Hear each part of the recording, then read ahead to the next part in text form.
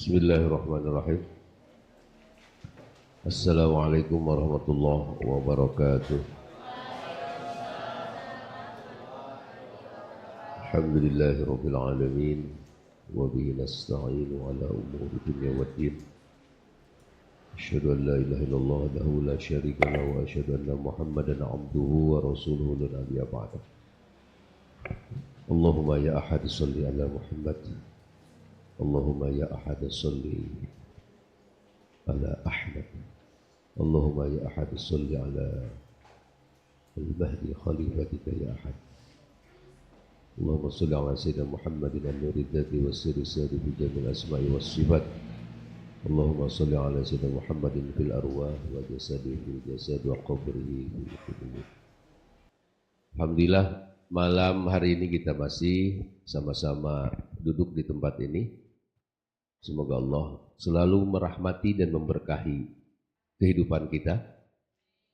Semoga Allah selalu memberikan kesehatan pada jasadiah kita dan juga memberikan ketenangan dalam kolbu kita. Karena tanpa ketenangan kolbu, hidup kita tidak akan menjadi baik-baik saja.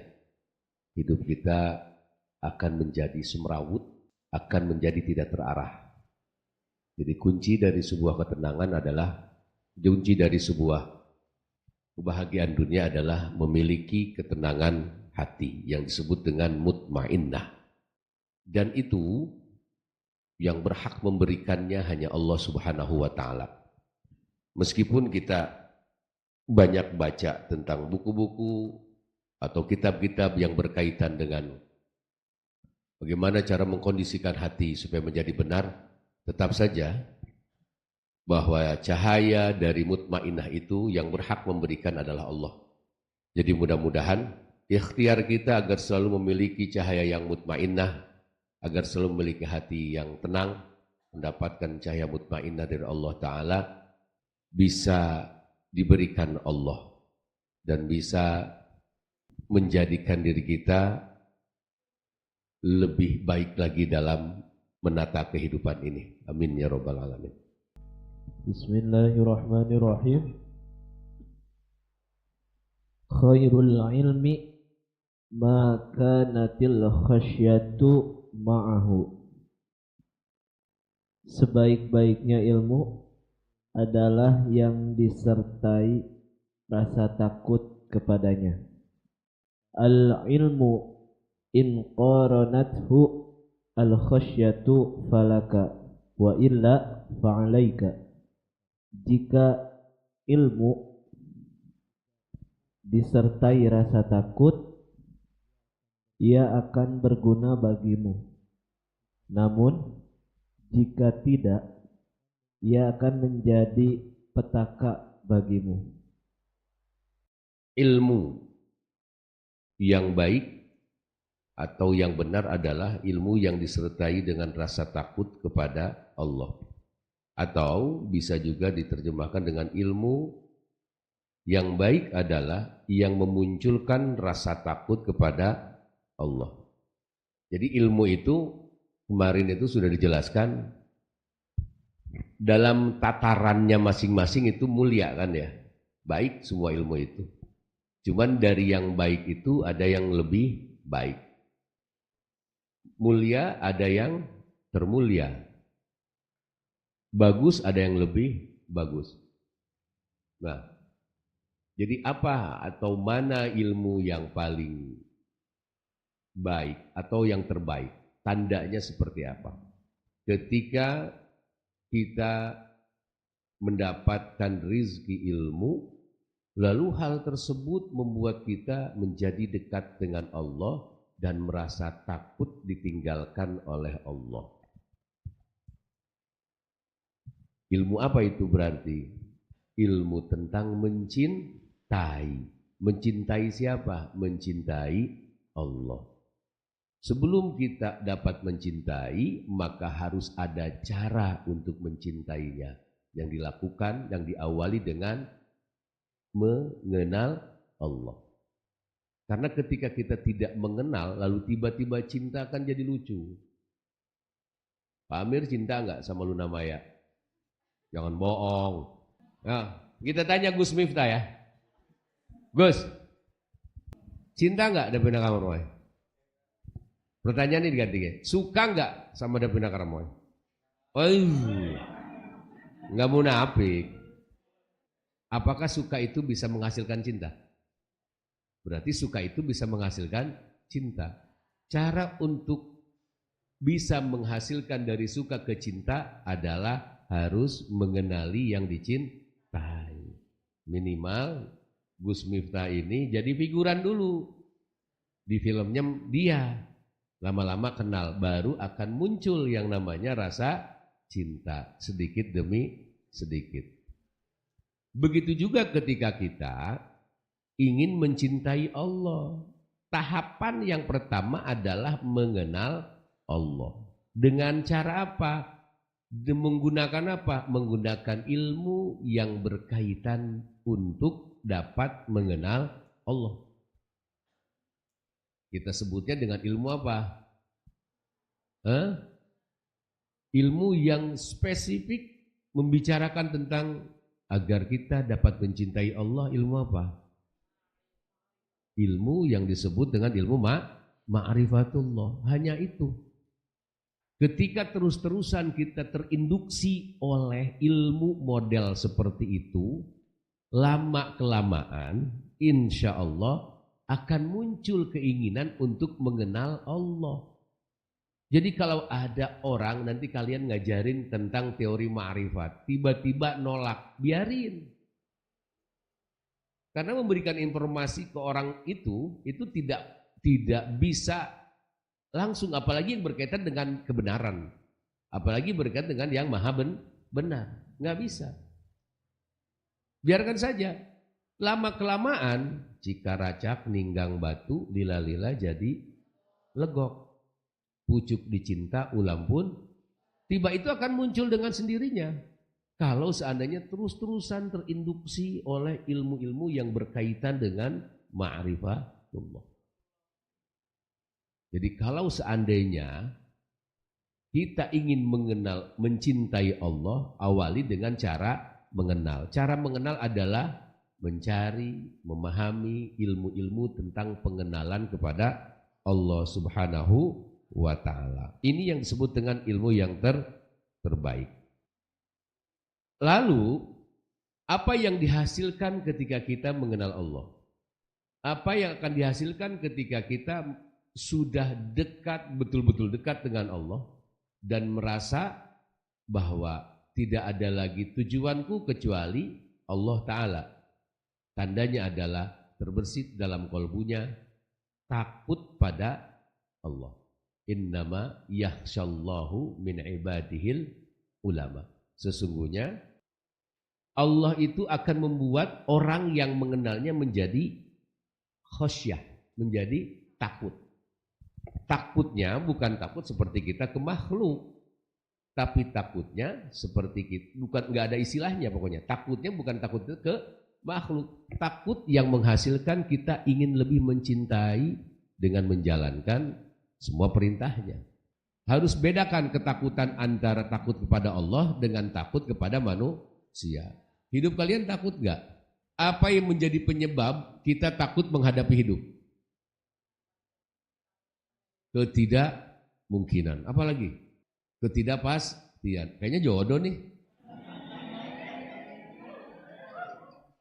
Oke. Ketidakmungkinan dan ketidakpastian. Bapak ulang ya tentang teori trilogi kehidupan. Oke? Past, now, future. Masa lalu, masa sekarang, masa depan. Tadi kalimatnya ketidakmungkinan, berarti dia bicara masa depan. Tadi apa?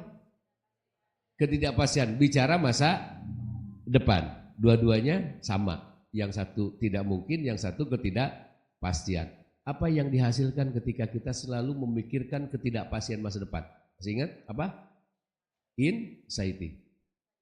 Apa itu? Kegelisahan, kecurigaan. Lalu apa lagi? Membuat diri kita menjadi enak, membuat diri kita menjadi mual, malas untuk melangkah. Siga nama urang mada di Universitas Incu Nabi mah jurusan ilmu hukum paling banter jadi lebek. Putus asa bukan kayak gitu. Putus asa. Itu yang membuat diri kita menjadi akhirnya takut untuk melangkah. Karena itu ketika kita hidup di masa lalu padahal kita sedang bernapas masa kini, maka itu tanda kegagalan kita untuk mendapatkan kebahagiaan. Apalagi kalau seandainya kita hidup di masa lalu. Najis gua mah hidup sama dia gitu. Gak mau gua kenal sama dia lagi. Dulu 4 tahun yang lalu diomongin. Itu kan masa lalu banget kan. Apa yang terjadi? Pika sebelen, kasaha, kadiri kita sendiri. Akhirnya naon? Sedih. Benar kan? Akhirnya sedih. Jadi yang pasti yang harus kita lakukan saat ini adalah la maujuda illallah. Di sini saat ini saya adalah af'alnya Allah. Maka kalau itu kita lakukan, keyakinan itu yang kita terapkan dalam kehidupan, nggak ada takut-takutnya kita untuk melangkah. Yang penting terarah, yang penting tertata. Urusan dapat atau tidak itu sudah bukan jadi urusan kita. Selanjutnya, ketakutan kita menghadapi hidup adalah ini yang paling utama justru karena kita tidak mengenal yang maha hidup. Siapa yang mau hidup? Allah Subhanahu wa ta'ala. Pertanyaannya, Allah baik enggak? Maha baik. Allah keren enggak? Maha keren. Kalau kita ingin keren, deketi yang maha keren. Kalau kita ingin baik, mendapatkan hal yang baik, dekati, kenali zat yang maha baik. Jadi faktor utama sesungguhnya kita malas untuk hidup. Aduh, saya nggak ada penyemangat nih dalam hidup. Makanya saya tidak bisa menyelesaikan tugas saya hari ini. Coba deh ada penyemangat di samping saya. Coba deh ada orang yang menunggu saya. Saya pasti akan lari sekencang-kencangnya. Enggak kayak gitu. Orang yang beriman itu prinsipnya ketika dia sudah mengenal yang maha baik, ketika dia sudah mengenal yang maha keren, yang maha pemberi rezeki dengan sempurna, maka hidupnya akan baik-baik saja, tidak pernah takut melangkah. Oke. Jadi kesimpulannya apa? Bahwa ilmu yang bermanfaat itu ilmu yang membuat diri kita takut pada Allah. Ketakutan yang menumbuhkan rasa cinta pada Allah Subhanahu wa ta'ala. Oke.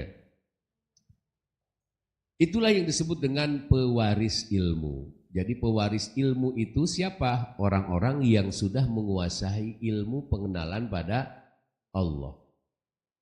Yang namanya menguasai berarti dia sudah paham teori lalu mengerjakannya, lalu menghiasi dirinya. Yang disebut man alima wa amila wa 'allama. Orang yang mengetahui lalu mengamalkan lalu mengajarkan. Itulah yang disebut dengan para pewaris Nabi.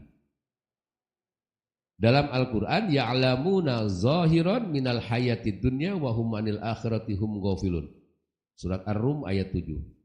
Mereka yang mengetahui yang lahir saja dari kehidupan dunia, sedang mereka tentang kehidupan akhirat adalah lalai. Nah ini, ayat ini artinya kita diwaspadai.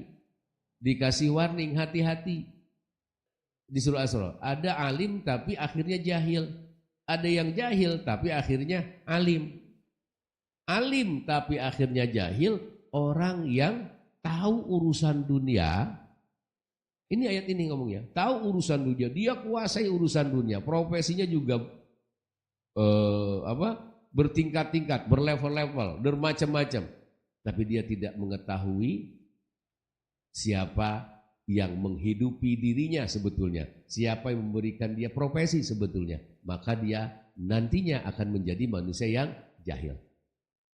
Ada orang yang jahil, hidup nganggur, gak punya profesi tapi punya penghasilan, dan itu seadanya, belum punya masa depan yang cemerlang, masih masa depan yang madesu, masa depan kurang.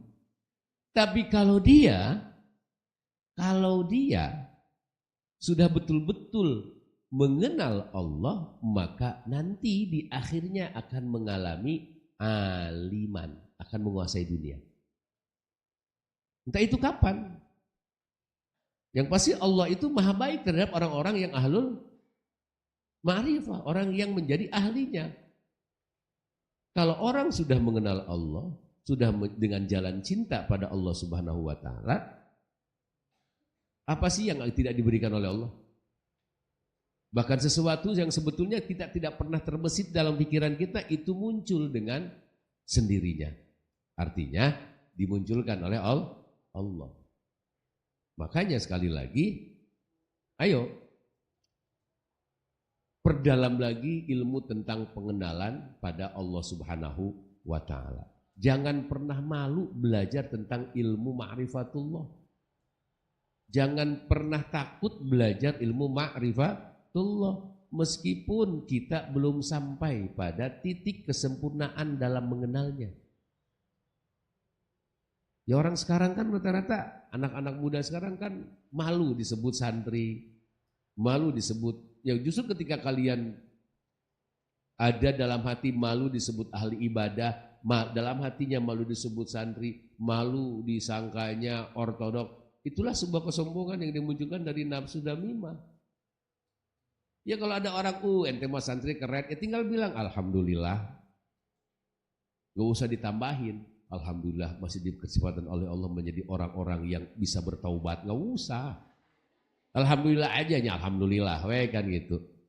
Jadi jangan malu, karena itu tujuan akhir kita, ilaihi rojiun. Emang kita mau pulang mau pada kemana?